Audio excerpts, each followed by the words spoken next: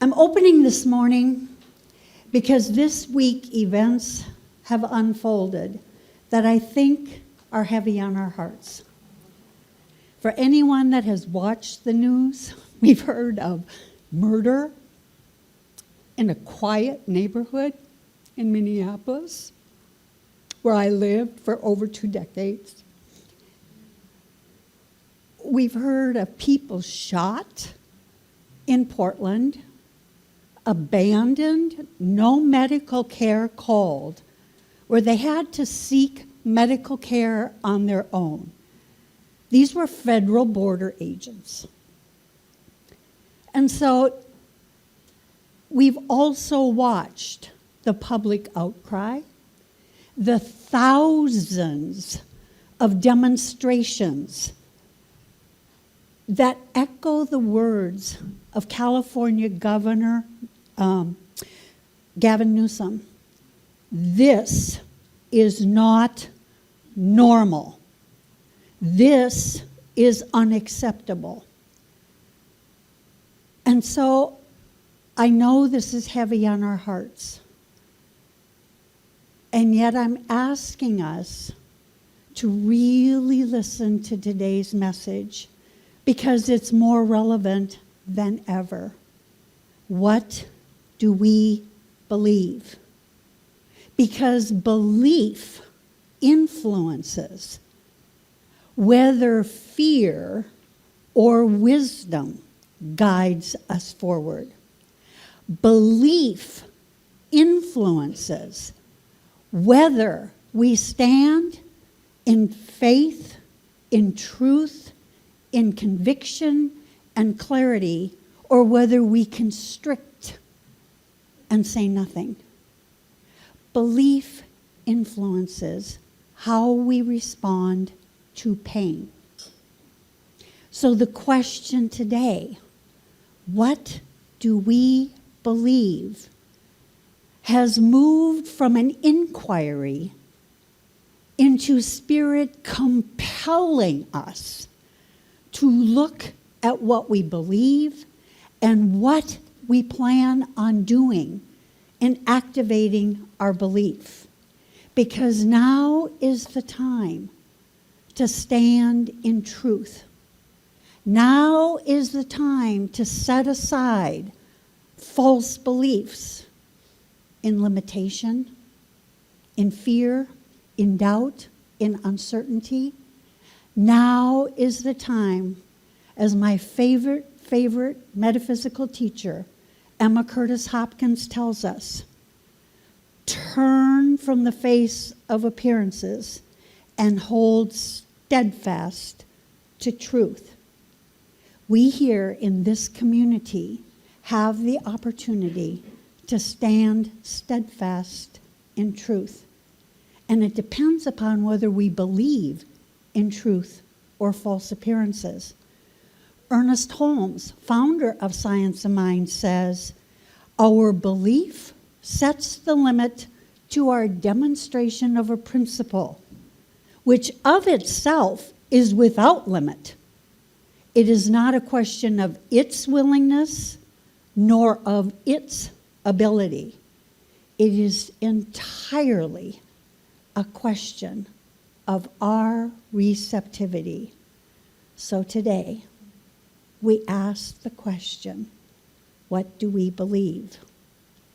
And at the heart of the answer to this is that science of mind is a philosophy of empowerment.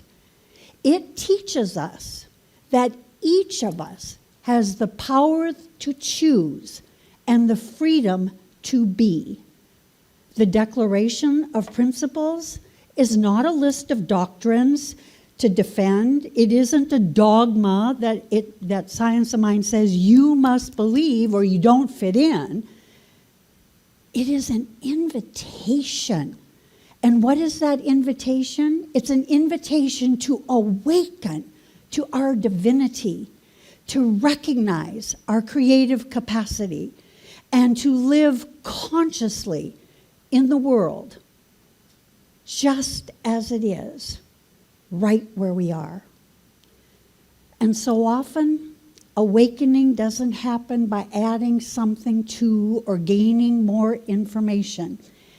It happens by stepping back, seeing truth that has always been there from a much bigger perspective. So to help us have a little illustration of this, I'm going to ask you to imagine that you're seeing a beautiful ancient tapestry. And from the distance, it is exquisite. The colors are vibrant. The pattern flows seamlessly. It's a work of art. And you're amazed and in awe of its beauty. And now I invite you to imagine that you walk up close to it. You get behind the front of that tapestry. And what you see are all these threads that seemingly look like chaos, weaving in and out. Some are just sort of ending in the middle of nothing. There's no pattern. It looks messy, maybe even ugly. But guess what? It's all a part of that tapestry. And so even though seeing the back of this beautiful piece of art, we know that there is a beautiful design that exists. And so let's think of Science of Mind as a tapestry. It's not a new tapestry.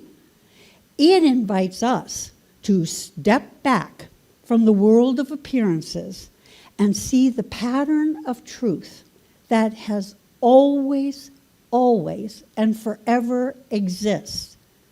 There is one infinite good.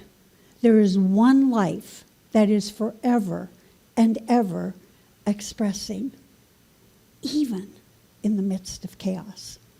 And so when we do step back and look at that truth, that there is one life, that life is God, and that life is forever expressing, we discover something essential. We are not powerless. We are not powerless observers of life. You know, this is not a,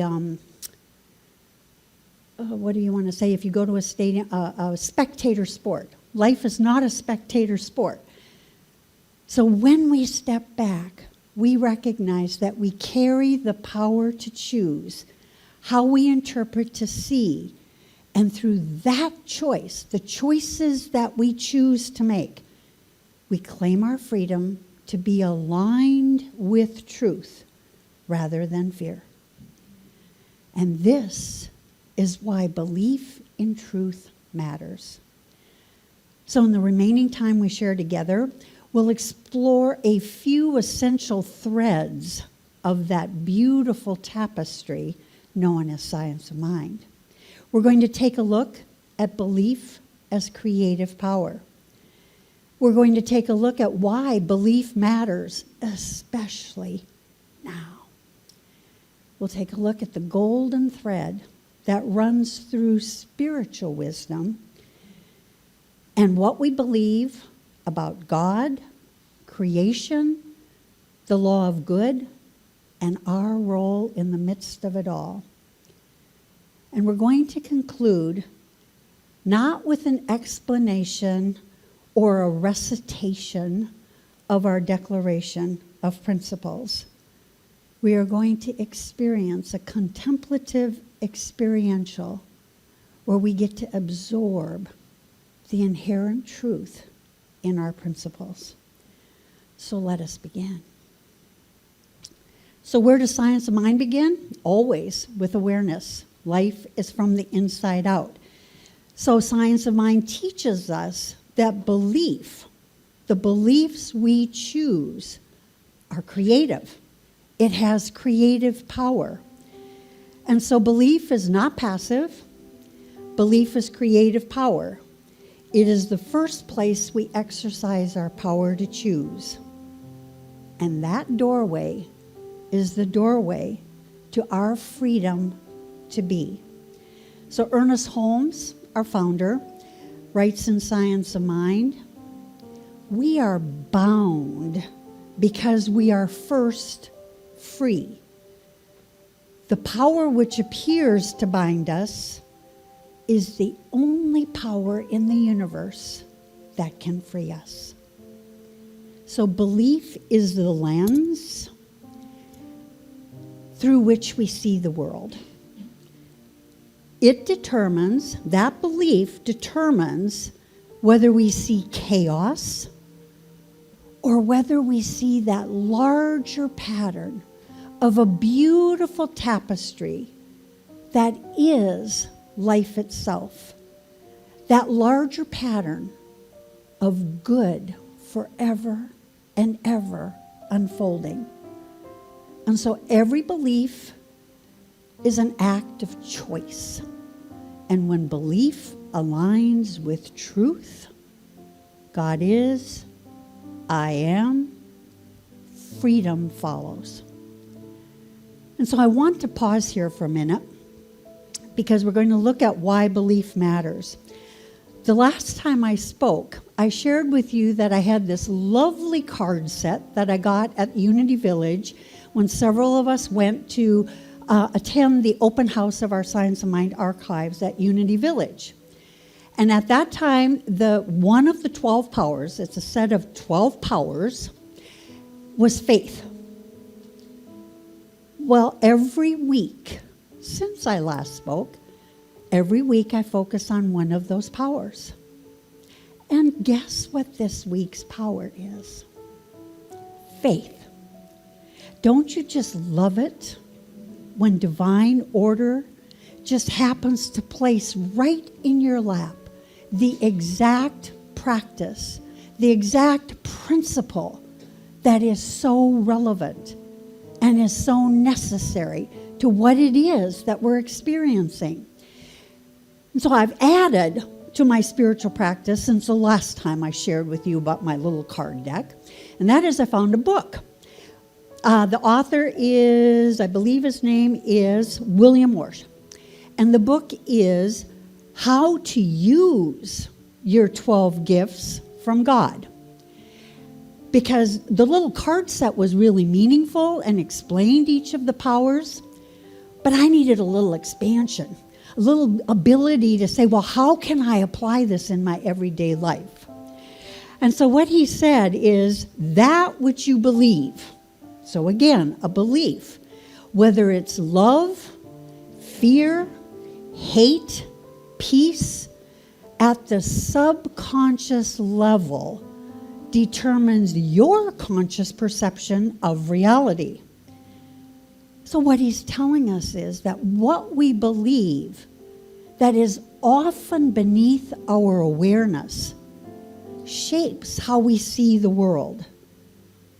It influences our viewpoints, our attitudes, what we expect from life. Do we expect good and more good? Or do we think that it's limited, not enough, not for me? And in his writing, he goes on to make a very important distinction. He says there is a difference, a big difference, between belief and faith. He tells us that we can believe anything we want. We can believe in chaos or order. We can believe in despair or possibility. We can believe in sickness or health. He said, but faith is totally different. He said, faith is our God-given capacity to draw good from the invisible into the visible. Faith does not operate through fear. Faith aligns only with God and only with good. And so here's the essential insight. Belief activates faith. So when we believe in God When we believe in the law of good, guess what we're activating? We're activating limitless potential. We're activating peace, harmony, joy, love, wholeness, abundance. Because faith only activates good. So we get to choose. Do we believe in God and good? Or do we believe in fear and appearances? Always remember, belief determines our experience. So if we're experiencing things that are not of the truth, we get to choose a different belief. We get to shift our belief to God, to the law of good, to lavish, unfailing abundance, to limitless potential. And our faith goes to work and activates and brings that good into our life. So this is not passive spirituality. This is not theoretical. This is practical spirituality. We are always at choice, and we get to choose what we believe. And always remember, if we believe in the truth, faith goes to work and draws from the invisible that good into the visible. We have that kind of power. And this is why this teaching that I love so much, this teaching, Science of Mind, comes through the ages, across traditions, centuries, and cultures. And it's because of the dynamics between belief, faith, and the consciousness. And Science of Mind teaches us. It impels us to activate our power to choose and our freedom to be. And so this is where we move into what Ernest Holmes called the golden thread of truth. So where did the principles of Science of Mind come from? He actively states, he didn't say he made it up himself. He says, he did a lot of research. He synthesized a whole lot of wisdom. And he said, if we were to examine the basic principles of the religions of the world, we would find a great similarity. Each points to one central life from whose self-existence all draw their livingness. So what do we believe in Science of Mind? We believe in one life, one presence, one intelligence. It's not distance, it's not out there. I don't need to beg or plead or do penance or go to confession or do any of that. There is one life. It is not divided, so there is no separation. It's not God out there and me here, and I need an intercessory to make contact. No. There's one life, one presence, one intelligence. And it is God living life in, through, and as each of us. And that's the belief that matters when we take a look at a world in chaos. Because it means wisdom is available in every situation, at every point. It means compassion is possible. It means peace is at the very heart of every situation, awaiting our welcome mat, and our choices matter. And so this brings us to, what does Science of Mind believe about creation, the law of good, and our role in it? Isn't it exciting? There's all this great wisdom, and we're right in the midst of it. So let's go back to that beautiful tapestry. when we view from the lens of truth, we begin to understand that we're not outside of that pattern.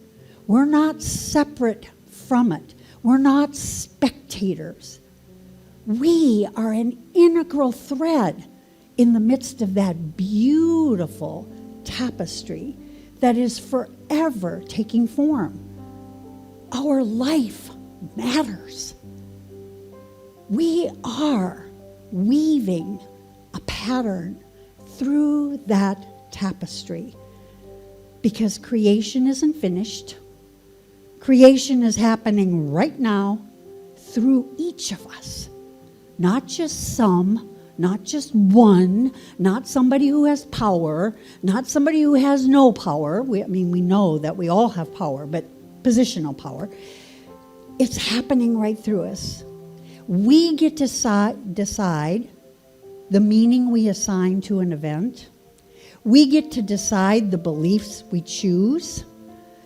And it is through our consciousness we bring to this moment, this time in history, our freedom, our power to choose, and our freedom to be.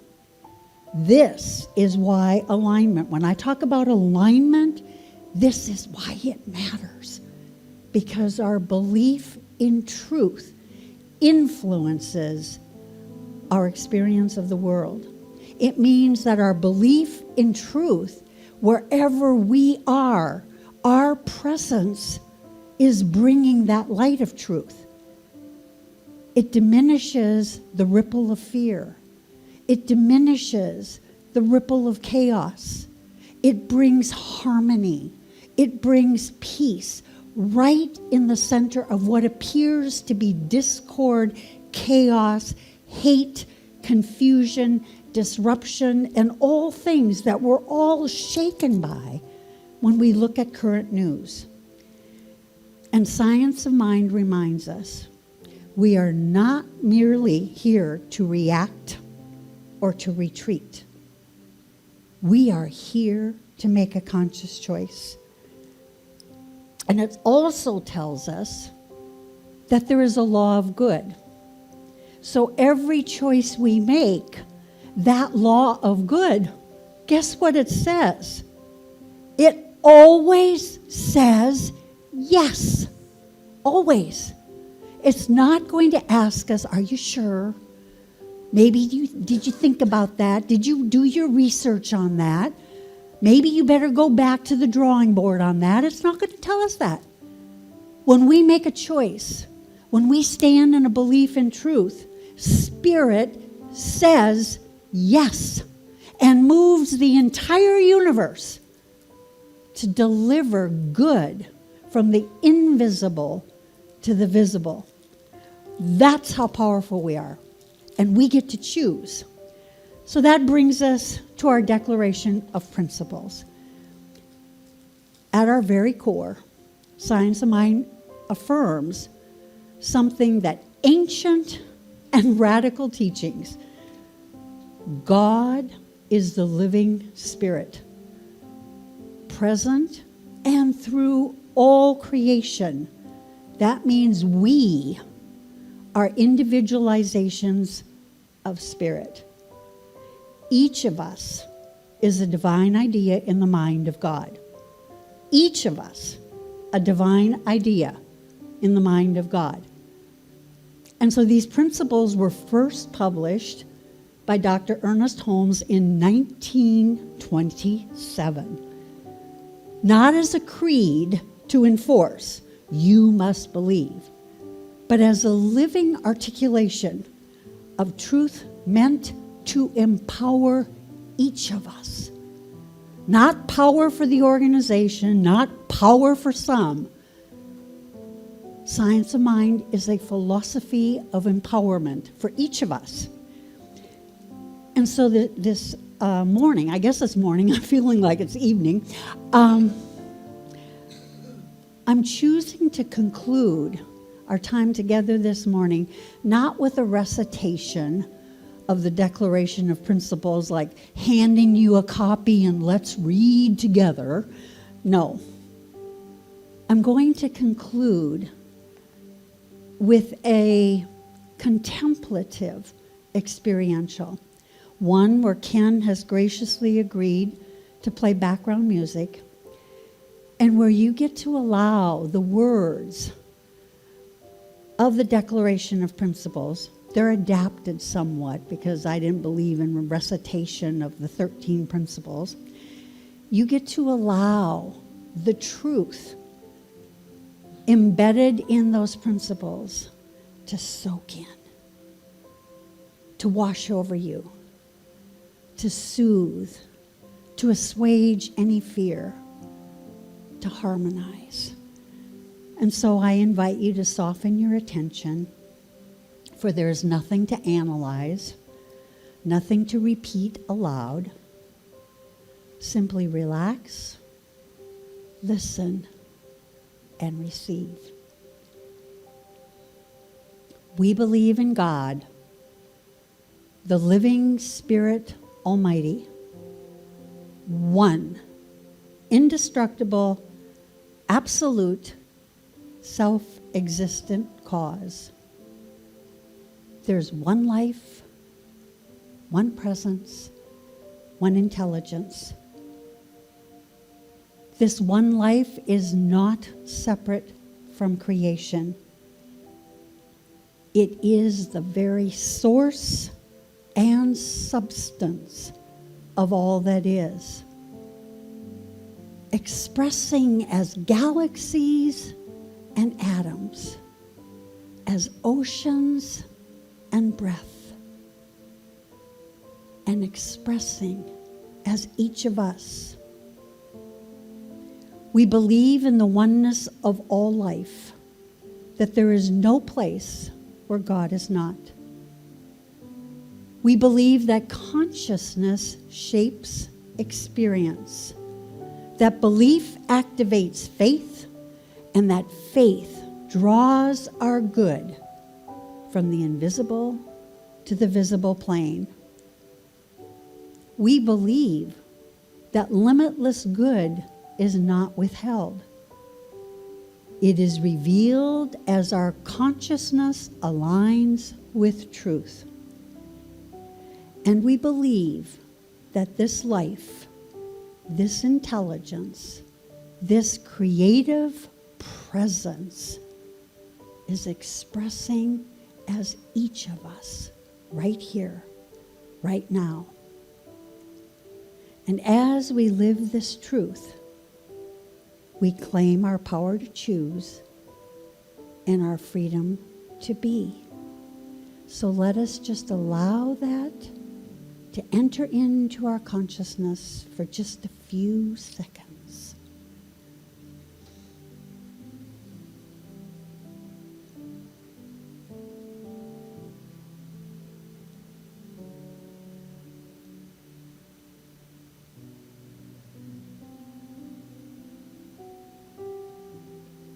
And ever so gently, I invite you to return to this moment. And we return to a world as it is, a world that is grieving the death of Renee Good, a world witnessing violence and protest, a world aching for justice and dignity. And so as you return your awareness to this room, let us always remember that science of mind does not ask us to look away.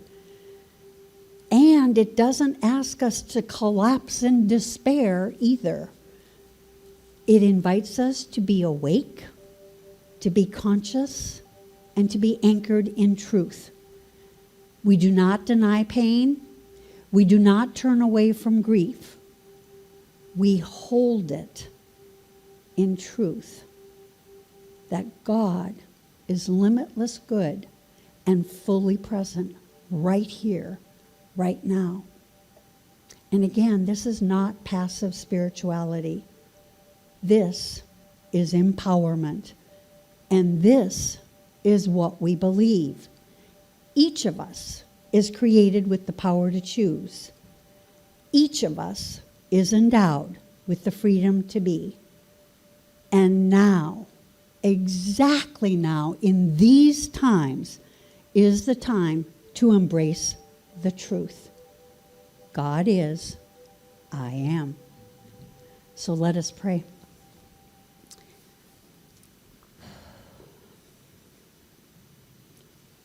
There is one life, one mind of infinite potential, one power, one presence. Its essence is love.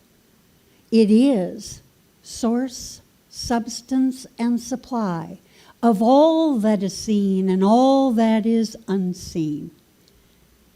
And I know that this one life is the source, the substance, and supply of my life. There is absolutely no separation. And as I know this truth of my life, I know it to be the truth of each person in the sound of my voice. One life expressing, as each of us, a divine idea in the mind of God. And so in the knowingness that there is no separation, the power, the presence, the love, the peace, the harmony that is the truth of spirit, is the truth of each of our lives. And so I claim and affirm and I speak my word for and about this very time.